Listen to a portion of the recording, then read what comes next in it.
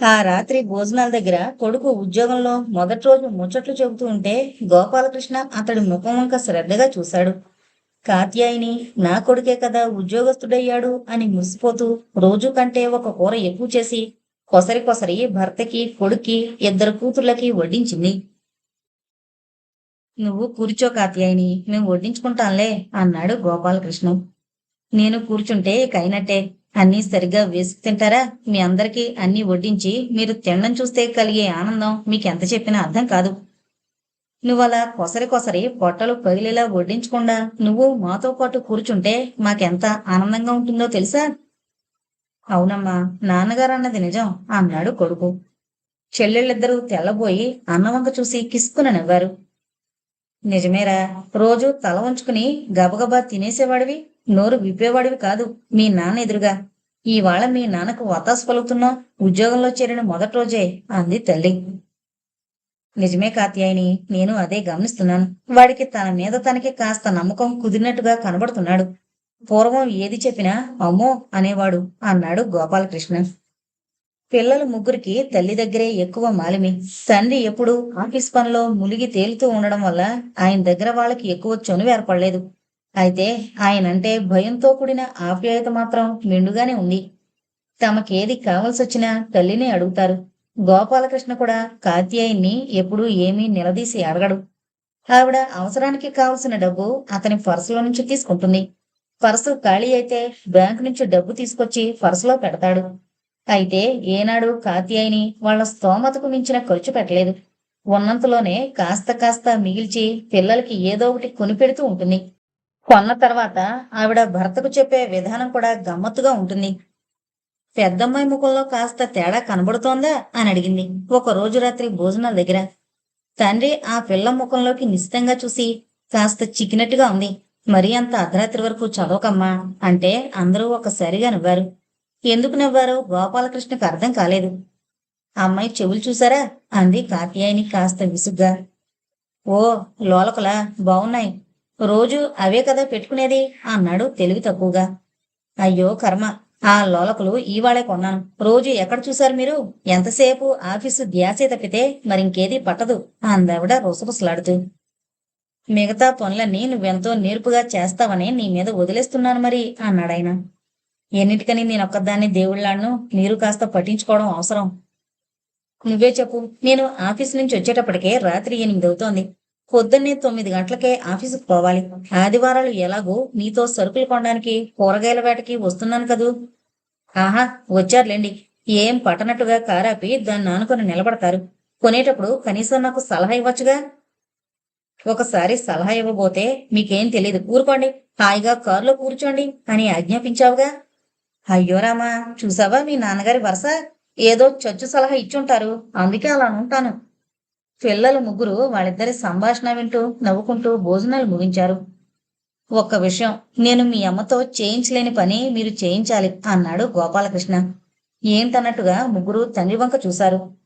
రోజు రాత్రి 9 గంటలకు మనతో పాటు మీ అమ్మ కూడా భోజనానికి కూర్చునేటట్టు చూడాలి అన్నాడు. మా వల్ల కాదు అన్నట్టు సైగలతో చెప్పారు. అసలు నాతో పాటు పిల్లల్ని కూడా 9 గంటల వరకు ఎందుకు కూర్చోబెడతావు? వాళ్ళకి 8 గంటలకే ఎందుకు భోజనం పెట్టేవు? నువ్వెలాగూ నేను తినందే తిన్నంటావు. మనిద్దరం కలిసి తినొచ్చుగా 9 గంటలకు.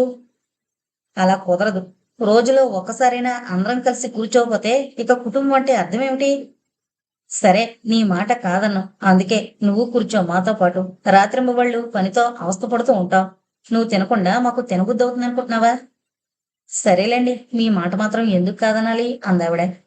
ఇది నా మొదటి విజయం. పదండి, మీ అమ్మ అన్నం తినగానే అందరం ఐస్ క్రీం తినడానికి వెళదాం అన్నాడు గోపాలకృష్ణ. హరి రోజు ఆఫీస్కు వెళుతున్నాడు. రోజు రోజుకు అతడిలో ఆనందం, ధైర్యం పెరుగుతున్నట్టుగా ఇంట్లో అందరూ గుర్తిస్తున్నారు. ఎప్పుడూ నోరు మెదపకుండా అన్నం తిని లేచేవాడు. రోజు ఏదో మాట్లాడమో జోకు వేయడమో మొదలు పెట్టాడు. అన్నని చూసి ఆడపిల్లలు కూడా కాస్త నోరు విప్పి మాట్లాడడం మొదలు పెట్టారు. ఒకరోజు గోపాలకృష్ణ పొద్దుట 8 గంటలకు కాఫీ తాగుతుండగా టెలిఫోన్ మోగింది. హలో అనగానే, నువ్వా గోపాల్? నేను హరి కోసం ఫోన్ చేశాను. ఇవాళ కాస్త త్వరగా రమ్మన్నాను. నువ్వే ఫోన్ చేయడం ఏమిటి? ఇంత పొద్దుటే పియ్యే రాడు. ఏం నేరుగా నేను చేయకూడదా? అలాని కాదు. సామాన్యంగా అలా ఎవరూ చేయరు కదా! నువ్వు మారవు. అది సరే, హరిలో ఈ నెలలో ఏమైనా కాస్త మార్పు కనబడుతోందా? కాస్తేంటి, చాలా కనబడుతోంది. చాలా ధైర్యంగా ఉన్నట్టు కనబడుతున్నాడు. అంతేనా? అంతేకాదు, సంతోషంగా కూడా కనబడుతున్నాడు. అదే నాకు కావలసింది. మా ఉద్యోగులందరూ సంతోషంగా పని చేయాలని మా ఉద్దేశం. ఆముదం తగిన ముఖాలు పెట్టుకుని తిరిగితే ఇష్టముండదు మాకు. అది నిజమే. వాడిలో కొత్త జీవం వచ్చినట్టుగా ఉంది. స్వతహాగా తెలివైనవాడు. ఫస్ట్ క్లాస్ ఎలా మిస్ అయ్యాడో కానీ సూక్ష్మగ్రాహి అని జూనియర్స్ కు శిక్షణ ఇచ్చే ఇంజనీరు హరి గురించి చెబుతుంటాడు. నిజమా? వాడి గురించి నువ్వు చెప్పే వరకు నాకు ఆ సంగతి తెలీదు. మహా గొప్ప తండ్రివే. ఎంతసేపు నీ ఆఫీసు గొడవే కాని పిల్లల సంగతి పట్టించుకోవన్నమాట. అవన్నీ మా ఆవిడే చూసుకుంటుంది. ఆవిడ మాట్లాడుతుంది. ఒక్క నిమిషం అన్నాడు. ఎవరితో ఆవిడ అంటున్నారు? అంది కాత్యాయని. ఆ అగ్గిపెట్టెంత ఇంట్లో ఫోన్లో ఎవరేం మాట్లాడినా అందరికీ వినబడాల్సిందే. ఇటు రా కాత్యాయని, వేదవల్లి గారు హరి కోసం ఫోన్ చేశారు. నువ్వు థ్యాంక్స్ చెప్పావిడకు అన్నాడు గోపాలకృష్ణ రిసీవర్ పై చేయి పెట్టి. నాకేం తెలుసావిడా, నేనేం మాట్లాడగలను అంది లోపల నుంచే. నువ్వొకసారి ఇటొచ్చి మాట్లాడితేగా తెలిసేది. నేను పనిలో ఉన్నాను, తర్వాత మాట్లాడతాలేండి అందావిడ మొండిగా. ఇక లాభం లేదనుకుని రిసీవర్ మీద చేయి తీసేసి, వేద, ఆవిడ వంటింట్లో ఏదో పని మీద ఉంది, తర్వాత తనే ఫోన్ చేసి మాట్లాడతానంది అన్నాడు గోపాలకృష్ణ. పర్వాలేదు గోపాల్, ఆవిడకు నేను పరిచయం లేను కదా, మొహమాట పడుంటారు అని వేద ఫోన్ పెట్టేసింది. మిమ్మల్ని గోపాల్ అంటుందేమిటి ఆవిడ అంది అతని వెనకనే నిలబడున్న భార్య. అరే, నువ్వెప్పుడొచ్చావు చడి చప్పుడు కాకుండా అన్నాడు గోపాలకృష్ణ ఆశ్చర్యపడుతూ. మీ రహస్యాలు వినడానికి రాలేదు. మీరు మరీ అంతగా మాట్లాడమని అడుగుతారేమో మాట్లాడదామని వచ్చాను. అదేంటి, తర్వాత మాట్లాడతానన్నావు కదా. అలా కాదు, ఇప్పుడే మాట్లాడంటే మీ సొమ్మేం పోయింది. కాత్యాయని, నీకు నిజంగా రాను రాను మతిపోతోంది. ప్రతిదానికి ఎడ్డువంటే తెడ్డువంటావు. మళ్ళీ నేనేదో మరీ బలవంతం చేసి చెప్పలేదంటావు. తప్పేముంది, భార్యాభర్తల మధ్య ద్వేషజాలు దేనికి? మీరు గట్టిగా చెప్తే నేనెప్పుడు వినలేదు మీ మాట. గోపాలకృష్ణ అవ్వక్కయ్యాడు. ఏం బదులు చెప్పాలో తోచక ఒక్క క్షణం తటపటాయించి, ఇక నుంచి గట్టిగా చెబుతానులే, నీకు పుణ్యం ఉంటుంది, ఓ కప్పు కాఫీ ఇవ్వు అంటూ మళ్ళీ పక్కన పెట్టిన పేపర్ చేతిలోకి తీసుకున్నాడు. కాత్యాయని వంటింట్లోకి వెళ్ళింది కాఫీ చేయడానికి. గోపాలకృష్ణ పేపర్ చూస్తున్నాడే కాని అక్షరాలు కంటికి ఆడడం లేదు. భార్య గురించే ఆలోచిస్తున్నాడు. గట్టిగా ఏదేనంటే పెద్ద చదువులు లేని ముద్దునని తిడుతూ ఉంటారు అంటుంది. నెమ్మదిగా చెప్తే గట్టిగా ఒకటికి రెండు సార్లు చెప్పలేరా అంటుంది. ఎలా వేగాలో అర్థం కావడం లేదు అనుకుంటూ ఉండగా మళ్ళీ ఫోన్ మోగింది. ఎవరో సిమెంట్ వ్యవహారం గురించి మాట్లాడుతున్నారు. సరే, ఆఫీస్కి రండి, అలాగే మాట్లాడుకుందాం అన్నాడు. మీ ఇంటికి దగ్గరలోనే ఉన్నాం, ఓ 5 నిమిషాల్లో వస్తాం అనగానే, ఆఫీస్కి రండి, నేను త్వరగా తయారయ్యి ఆఫీస్కి వెళ్ళాలి, ఇంట్లో కుదరదు అని వాళ్ళకి మరో మాటకి తావివ్వకుండా ఫోన్ పెట్టేశాడు గోపాలకృష్ణ. ఇంతలో కాత్యాయిని కాఫీ కప్పుతో ప్రత్యక్షమైంది. చూడు, ఎవరైనా వచ్చిన వాళ్ళని కూర్చోబెట్టి మాట్లాడడానికి అనువైన గది లేదు మనకి. ఇల్లు మారదాం, కాస్త పెద్ద తీసుకుందాం అన్నాడు అనునయంగా. నిన్నగాక మొన్న అబ్బాయికి ఉద్యోగం రాగానే ఆ జీతాన్ని ఎలా ఖర్చు పెట్టాలా అని ఆలోచిస్తే ఎలా? అయినా ఈ వాడకట్టుకు ఈ ఇంటికి అలవాటు పడిపోయాం. ఈ పట్టుదలేనిది. ఇప్పుడెవరో సిమెంట్ పని మీద మీ ఇంటికి దగ్గరలోనే ఉన్నాం, వస్తామని ఫోన్ చేస్తే రావడానికి వీల్లేదు అన్నట్టుగా మాట్లాడాల్సి వచ్చింది. వాళ్ళు ఏమనుకుంటారు? ఆఫీస్ పని మీద వచ్చేవాళ్ళు ఆఫీసులో కలవచ్చు, ఇంటికెందుకు రావడం? అసలు మీరింట్లో పెళ్ళాం పిల్లలతో కలిసి ఉండేదే నిండా రోజుకు 4 గంటలుండదు. ఇక ఆ టైంలోనూ ఆఫీస్ పని ఇంట్లో మొదలు పెడతారా? సరేలే, నన్ను స్నానం చేసి ఆఫీసుకు తయారు కాని అని స్నానాల గదికి దారి తీశాడు గోపాలకృష్ణ. రాత్రి భోజనాల దగ్గర గోపాలకృష్ణ హరితో, మీ బాసు పొద్దుట ఫోన్ చేసింది, నిన్ను కొంచెం త్వరగా రమ్మందట కదా, వెళ్ళలేదా అన్నాడు. నేనెంత త్వరగా వెళ్ళినా బస్సు మిస్ అయ్యాను, 2 బస్సులు మారాలి నాన్నగారు అని సంజేష్ ఇచ్చాడు. పోనీ ఆటోలో వెళ్ళలేకపోయావా? నిజమే నాన్నగారు, నాకు తట్టలేదు. మనోహర్ గారు నీ పని ఎలా ఉందంటున్నారు? ఆయనకు మా జూనియర్ ఆఫీసర్లతో పనిలేదు. మాకు బాస్ వేదవల్లి గారే. ఆవిడే మాకు శిక్షణ ఇప్పించడం, మా చేత పని చేయించడం చూసుకుంటారు. పోనీ ఆవిడికైనా నీ పని నచ్చుతోందా? ఇంకా శిక్షణ పూర్తి కాలేదు. అయినా ఇది ఆన్ జాబ్ ట్రైనింగ్ కనుక తేలిక పనులు చేయిస్తున్నారు. శ్రద్ధ పెట్టి నేర్చుకో. 2 బస్సులు మారి అవస్థపడ్డం దేనికి? మోపెడో మోటార్ సైకిల్ కొనుక్కోరాదు. మీరేమంటారో అని అడగలేదు, నేను అదే అనుకుంటున్నాను. నేనేమంటానురా, ఉద్యోగస్తుడు అయ్యావు, ఆఫీసులో పని చేయాలంటే కనీస సౌకర్యాలు ఉండాలి కదా, కొనుక్కో. అంతవరకు నోరు మెదపకుండా వడ్డన చేస్తూ వాళ్ళ మాటలు వింటున్న కాత్యాయిని మంచి సలహా ఇచ్చారు. వాడు తిన్నగా ఉండాలని లేదా మీకు? స్కూటర్ మీద వెళితే సుఖం అనుకుంటున్నారా? మొన్న మన పక్కింటి ఆయనకి స్కూటర్ మీద వెళుతుండగానే కదా యాక్సిడెంట్ అయి కాల్ తీశారు అంది. ప్రతిదానికి భయపడితే ఎలాగే? హడావిడిగా బస్సు ఎక్కుతూ కింద పడి తల పగలగొట్టుకున్నాడు ఒక విద్యార్థి అని ఈ మధ్యనే పేపర్లో చూడలేదా అన్నాడు గోపాలకృష్ణ. అక్కడే కూర్చుంటే ఆ టాపిక్ మీద ఇంకా వాదన పెరిగి చివరికి తండ్రి కూడా సరేలేరా, మీ అమ్మ వద్దంటోంది, బస్సు మీద వెళ్ళు అంటే ఇంకా అక్కడితో తను స్కూటర్ కొనుక్కోవడం కుళక్కే అనుకుని గబగబా అన్నం తినేసి లేచి వెళ్ళిపోయాడు హరి. అది గమనించిన కాత్యాయని, హరి పెద్దవాడైపోయాడు, తన నిర్ణయాలు తాను తీసుకునే స్థితికి ఎదిగిపోయాడు అని సణుక్కుంటూ ఎంగిలి కంచం సింకులో పెట్టింది. ఆ తర్వాత కూడా కాత్యాయని ముభావంగా పడుకుని ఆలోచిస్తున్నట్టుగా కనబడితే, కాత్యాయని, హరి అలా అన్నం గబగబా తినేసి లేచినందుకు బాధపడుతున్నావా? నువ్వన్నట్టు వాడు ఎదిగాడు, అదృష్టవశాత్తు ఉద్యోగం కూడా వచ్చింది. ఇంకా ప్రతి చిన్నదానికి మనమే నిర్ణయాలు తీసుకుంటే ఎలా? తండ్రిగా అది నా కనీస ధర్మం కదా. అలా నేను చెప్పకపోయి తనంతట తనే ఒక స్కూటర్ కొనుక్కొచ్చి చూపిస్తే బాగుండేదా నీకు అని అనునయంగా పలికితే వెక్కి వెక్కి ఏడ్చింది కాత్యాయని. గోపాలకృష్ణ కాత్యాయని దగ్గరకు తీసుకుని ఓదార్చిన తర్వాత కుదుటపడి, తెలుగు తక్కువ మొద్దుని, పెద్ద చదువులు చదవకపోవడం వల్లే కదా నాకు ఇలాంటివి తట్టవు అంది. నువ్వు అనవసరంగా పెద్ద చదువుల మాట దేనికి ఎత్తుతావు? నాకు మాత్రం పెద్ద పెద్ద డిగ్రీలు ఎక్కడ ఏడిచాయి? కొత్త బీకామే కదా, ఆయన చదువుకి దీనికి సంబంధం ఏముంది అంటూ ఓదార్చాడు ప్రేమగా. పాపం ఆయనకు నా మీద ప్రేమే. నేనే అనవసరంగా మాటి మాటికి అత్తగారు ఆడబిడ్డ అన్న మాటలు గుర్తు తెచ్చుకుని బాధపడుతుంటాను, ఆయనని బాధ పెడతాను అనుకుంటూ నిద్రపోయింది కాత్యాయిని. హరి ఉద్యోగంలో చేరి ఏడాది దాటింది. తల్లి మనసు కష్టపెట్టడం ఇష్టం లేక అతను స్కూటర్ను కొనడం వాయిదా వేసుకున్నాడు. ఒక రాత్రి భోజనాల దగ్గర హఠాత్తుగా గోపాలకృష్ణ, హరి, మా ఆఫీస్ కూడా మీ ఆఫీసు దగ్గరగా రాబోతోంది. వచ్చే 1 తారీఖు నుంచి. మా ఫ్యాక్టరీ కొండాపూర్ దగ్గరలో కదా, అందుకని మాదాపూర్లో ఒక బిల్డింగ్ ఎవరో అమ్ముతుంటే కొన్నారు కంపెనీ వాళ్ళు. ఇక రోజు నేను నిన్ను దించొచ్చు. అయితే ఇక హరి కూడా రోజు మీలాగే 8 దాటాకే వస్తాడన్నమాట అంది కాత్యాయని వడ్డన కానిస్తూ. ఇప్పుడు మాత్రం 2 బస్సులు మరి వచ్చేటప్పటికి ఇంచుమించు అంతే అవుతుంది కదమ్మా అన్నాడు హరి. పెద్ద నేనేదో స్కూటర్ కొనద్దు, యాక్సిడెంట్లు అవుతాయి అన్నందుకే కదూ నువ్వు మీ నాన్నలా ఎద్దేవు చేస్తున్నావు. నా భయం ఏదో చెప్పాను గాని నీ సౌకర్యాలకు నేనేమీ అడ్డుపడడం లేదు, నువ్వే వాయిదా వేస్తున్నావు అంది కాత్యాయని. ఇక ఇప్పుడు ఆ గొడవ దేనికి? ప్రస్తుతానికి నేను వెళ్ళేటప్పుడు దించగలను అన్నాడు గోపాలకృష్ణ. అంతేగాని నేను వచ్చేటప్పుడు 1 గంట ముందొస్తాను, హరిని తీసుకుని అనలేరా అంది కాత్యాయని. నీకెన్నిసార్లు చెప్పాను, ప్రైవేట్ కంపెనీలో పనిచేస్తూ కూడా నేను మాత్రం త్వరగా వచ్చేయగలుగుతున్నాను. కొనుగోలుదారులు మాట్లాడడానికి సాయంత్రం పూట ఎక్కువగా వస్తారు. సరేలేండి, ఇక ఆ సంగతి ఎత్తితే ఒట్టు. అమ్మా, నువ్వు కోపం తెచ్చుకోకపోతే ఒక మాట చెప్పనా అన్నాడు హరి.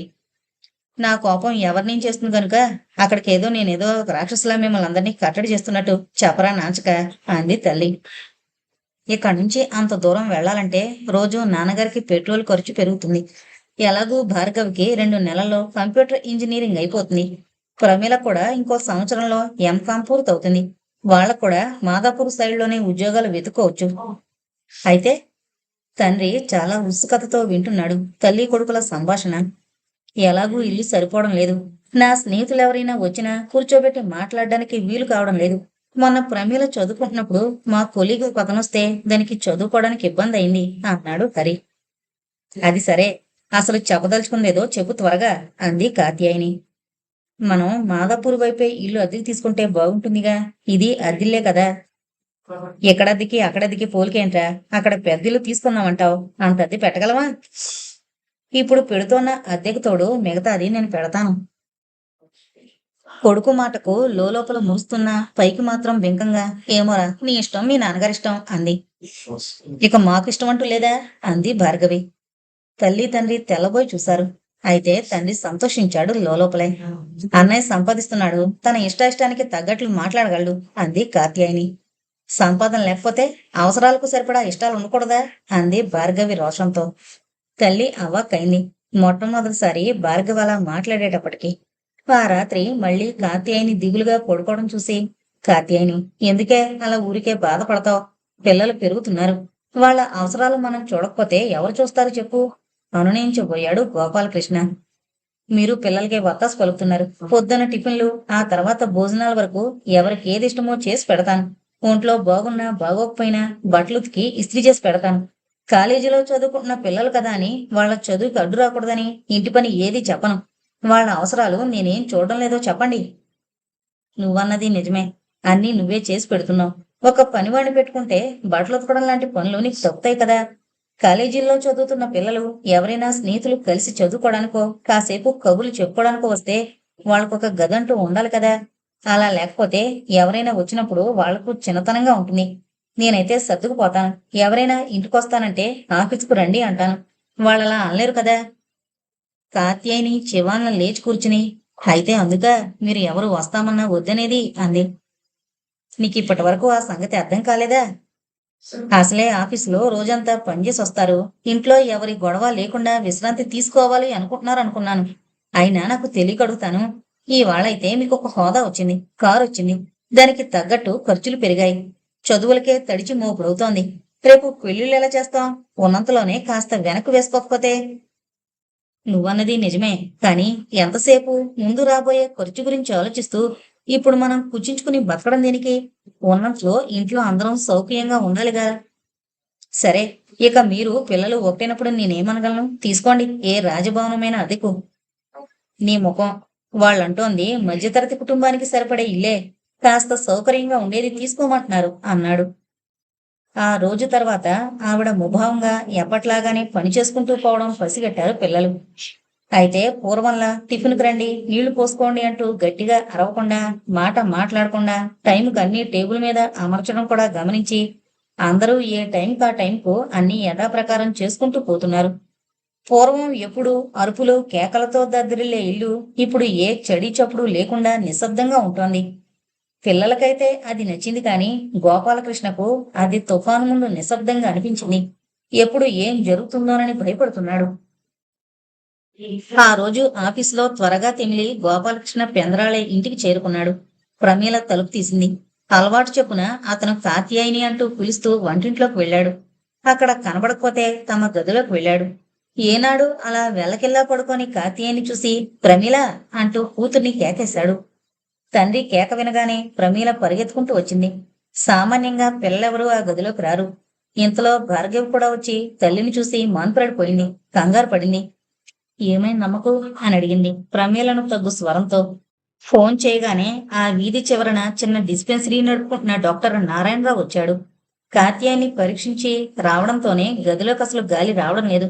ఫ్యాను గాలి చాలా వేడిగా ఉంది. చల్లటి నీళ్లలో ఒక బట్ట ముంచి తెండి, జ్వరం కాస్త ఎక్కువగానే ఉంది అన్నాడు. ఎంతుంది డాక్టర్ అడిగాడు గోపాలకృష్ణ. 103 డిగ్రీలుంది అంటూ చల్లని బట్టందుకుని ఆమె నుదుటి మీద పరిచాడు. 10 నిమిషాల్లో కళ్ళు తెరిచింది కాత్యాయని. ఏమైంది నాకు అని అడిగింది అందర్నీ చూసి. ఏం కాలేదు, కొంచెం జ్వరం వచ్చిందంతే, కాసేపు కళ్ళు మూసుకుని పడుకోండి అని డాక్టర్ లేచి బట్టతడి ఆరగానే మళ్ళీ చల్లని నీళ్లలో ముంచి నుదురు మీద పెట్టండి, 2 ఐస్ ముక్కలు వేయండి నీళ్లలో ఎప్పటికప్పుడు అని పురమాయించి ముందు గదిలోకి వెళ్ళాడు. అక్కడున్న పాత సోఫాలో కూర్చుని ప్రిస్క్రిప్షన్ రాస్తూ ఆవిడ చాలా నీరసంగా కనబడుతున్నారు. హిమోగ్లోబిన్ చాలా తక్కువగా ఉన్నట్లుంది. ఆవిడ శక్తికి మించిన పని చేస్తారా అని అడిగాడు. అవును, అన్ని పనులు తనే చేసుకుంటేనే గాని ఆవిడకు తృప్తుండదు. పిల్లల పని కూడా తనే చేస్తుంది అన్నాడు గోపాలకృష్ణ. మన మధ్యతరగతి కుటుంబాల్లో గృహిణులు చాలా మంది ఇలాగే ఆరోగ్యం పాడు చేసుకుంటారు.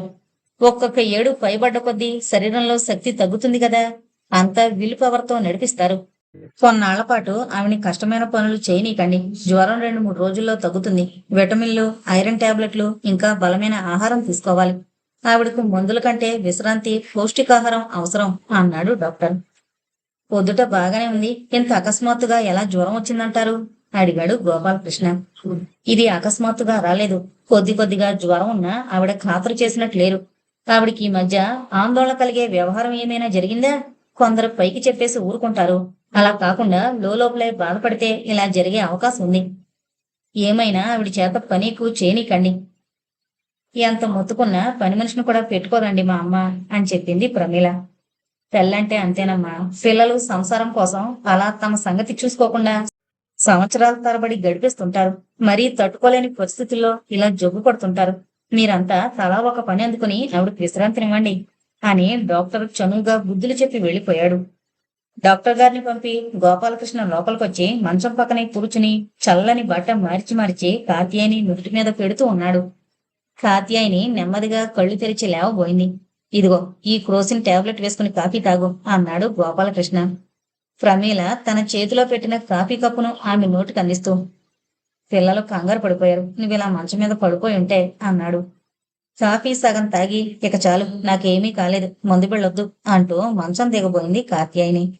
ఆవిడ్ని వారించి, ఇందాకటి నుంచి నుదుటి మీద చల్లని బట్ట వేస్తే ప్రస్తుతానికి కాకతీరి జ్వరం తగ్గినట్టు అనిపిస్తోంది నీకు, మందు వేసుకోకపోతే మళ్ళీ మొదటికొస్తుంది అని బలవంతం చేసి క్రోసిన్ బిళ్ళ మింగించాడు గోపాలకృష్ణ. భర్త చేయి పట్టుకుని భార్గవొచ్చిందా అని అడిగింది. ఎక్కడే ఉందే, ఎక్కడికి వెళ్ళింది అన్నాడు. దాన్ని అడగండి అని కళ్ళు మూసుకుని పడుకుంది. రెప్పల నుంచి కన్నీటి చుక్కలు కణతల మీదుగా దిన్ను మీదకి కారాయి.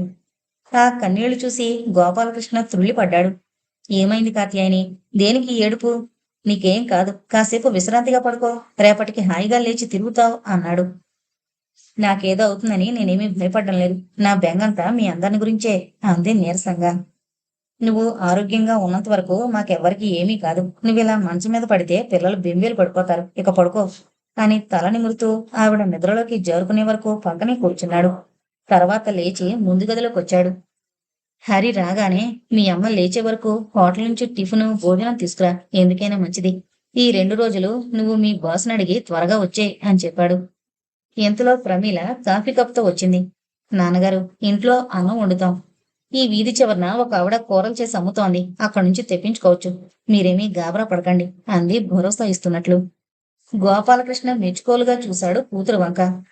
ఇంతకీ భార్గవి ఎక్కడికి వెళ్ళింది, అమ్మ ఆరాటపడింది అన్నాడు. అక్కకి రేపు పరీక్ష ఉందట, దానికోసం అర్జెంటుగా నోట్సు కావాల్సి వస్తే స్నేహితురాల దగ్గరకు వెళ్ళి తెచ్చుకుంటాను అందట.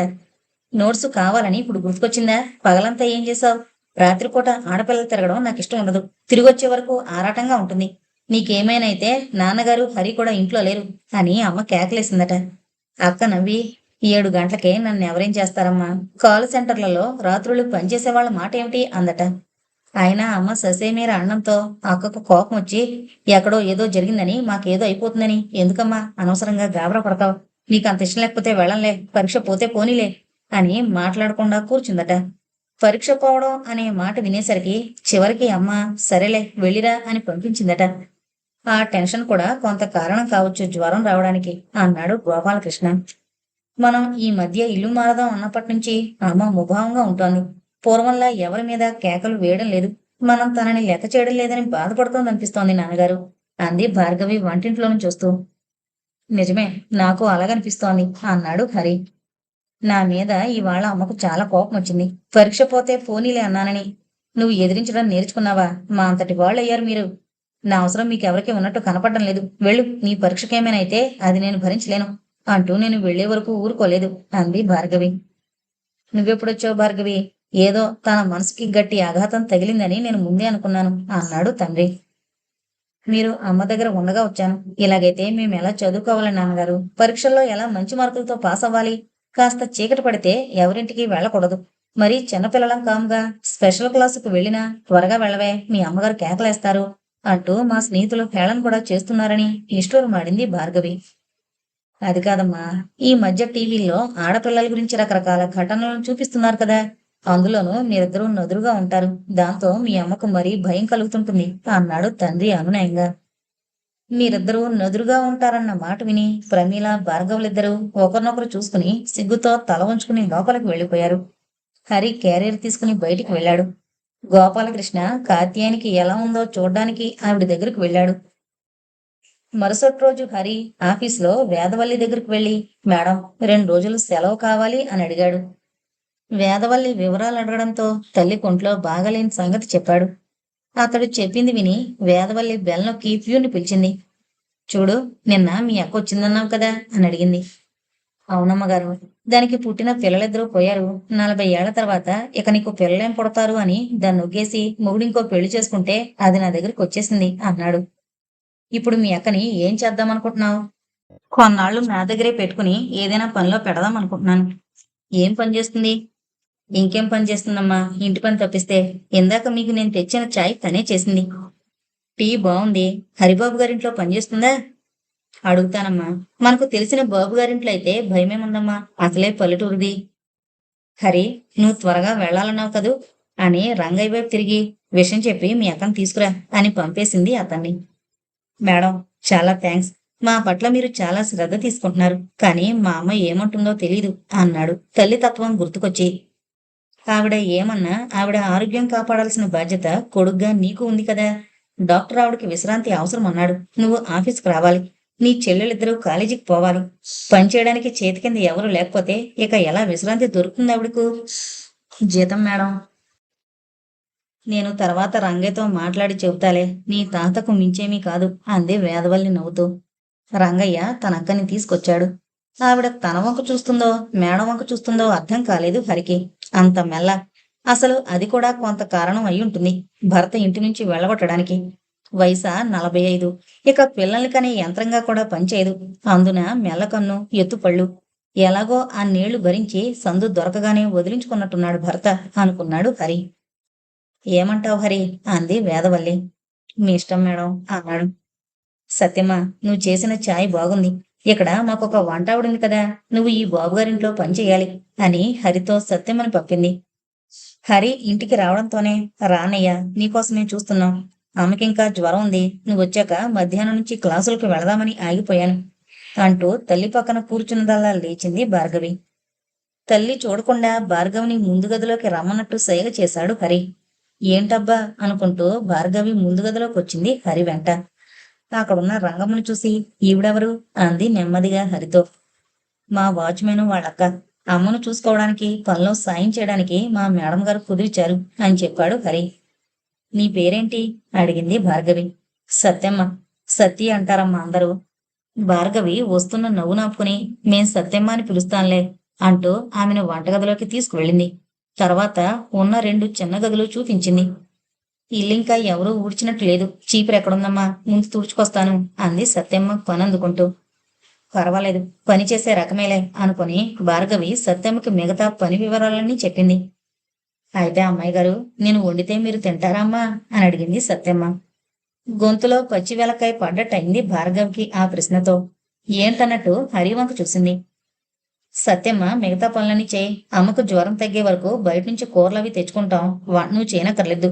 అంట్లు తోమి బట్టలు తిగి మిగతా చిన్న చిన్న ఇంటి పనులు చూసుకుంటే చాలు అన్నాడు హరి.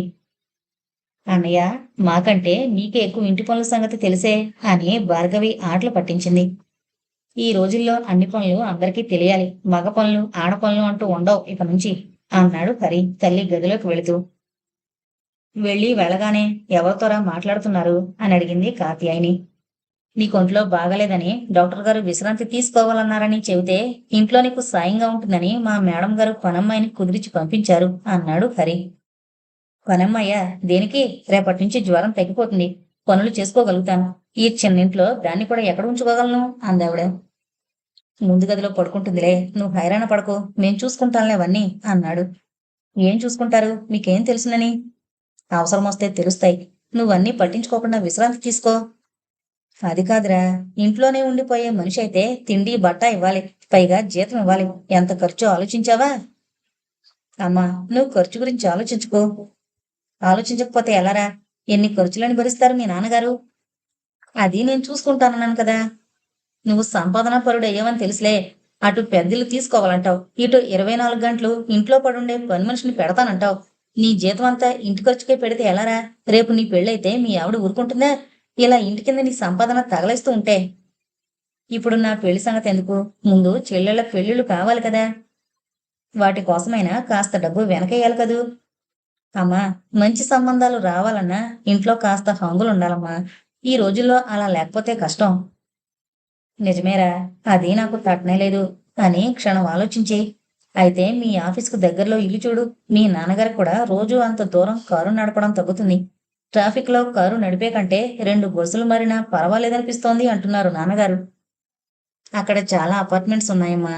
కావాలనుకుంటే 1-2 రోజుల్లోనే దొరికిపోతుంది ఇల్లు అంటూ లేచి టాబ్లెట్ మంచినీళ్లు అందించాడు తల్లికి. రాత్రి గోపాలకృష్ణ ఇంటికొచ్చి కాల్ బెల్ నొక్కేసరికి సత్యమ్మ తలుపు తీసింది. ఆ అపరిచితురాల్ని చూసి పొరపాటున వేరే ఇంటికి రాలేదు కదా అని తెగమక పడ్డాడు.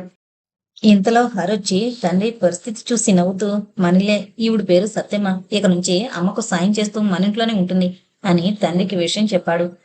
ఇదిగో సత్యమ్మ, ఈయన పెద్దయ్య గారు, అంటే మా నాన్నగారు. నాన్నగారి చేతిలోని ఆ పెట్టి తీసుకుని లోపల పెట్టు అన్నాడు.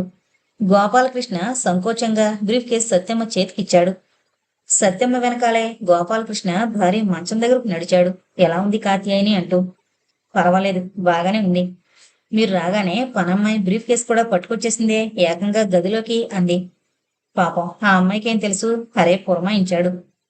మీ పనులు నేను చూసుకుంటానులేండి, దానికి పని మనిషి అవసరం లేదు అంది కాత్యాయని. అయ్యగారు చాయ్ తెమ్మంటారా అంది సత్యమ్మ. నేను తెచ్చానులే అంటూ హరి లోపలికొచ్చాడు టీ కప్పుతో. సత్యమ్మ అలాగే గోపాలకృష్ణను చూస్తూ నిలబడిపోయింది పల్లెటూరి ధోరణిలో. అది చూసి హరి, సత్యమ్మ, నువ్వు వెళ్ళి పనేమన్నా ఉందేమో చూసుకో అని పంపించేశాడు అక్కడి నుంచి. తల్లి మనస్తత్వం తెలిసినవాడు కనుక. హరి, ఏం పనులు చేయాలో సత్యమ్మకు నువ్వే చెబుతున్నావని చెప్పింది భార్గవి. ఈ గదిలో పని, మీ నాన్నగారి పని నేను చూసుకుంటానులే. తర్వాత వంటగదిలో పని, వంట కూడా నేనే చేసుకుంటాను. మిగతా గదులు, మిగతా పని తనకి చెప్పు అంది కాత్యాయిని. ఆ మాటలు విన్నాక గోపాలకృష్ణకి కాస్త ఊపిరాడింది. అదృష్టవశాత్తు మెల్లకన్ను, ఎత్తుపళ్ళు 40-50 ఏళ్ల మనిషి కనుక సరిపోయింది. కాస్త అందంగా ఉన్న, వయసులో ఉన్న అసలు కాత్యాయిని ఇంట్లో పెట్టుకోవడానికి ఒప్పుకునేదే కాదు అనుకున్నాడు. హరి వ్యవహారత్ అయిపోయాడు. నిర్ణయాలని తనే తీసేసుకుంటున్నాడు అంది కాస్త నిష్ఠూరంగా కాత్యాయిని. మంచిదేగా మనకి, నిజంగా సంతోషించాలి మనం అన్నాడు గోపాలకృష్ణ. నిన్న మొన్నటి పిల్లలు ఇవాళ మనతో సంప్రదించకుండా పెద్దరికాలు వెలగబెడుతుంటే ఏంటోగా ఉంది. పిల్లలు మనంతటి వాళ్ళయ్యాక వాళ్ళని స్నేహితులుగా చూడాలి తల్లిదండ్రులు. ఇంకా నయం, పెద్ద చిన్న అంటూ ఇక లేనట్టేనా? ఎంత పెద్దవాళ్ళైనా తల్లిదండ్రులు మించిన పెద్దవాళ్ళు కారుగా. పోనీలే, ఇప్పుడు అవన్నీ ఆలోచించుకో, నీ ఆరోగ్యం కుదుటపడి అంటూ గోపాలకృష్ణ స్నానం చేయడానికి లేచాడు.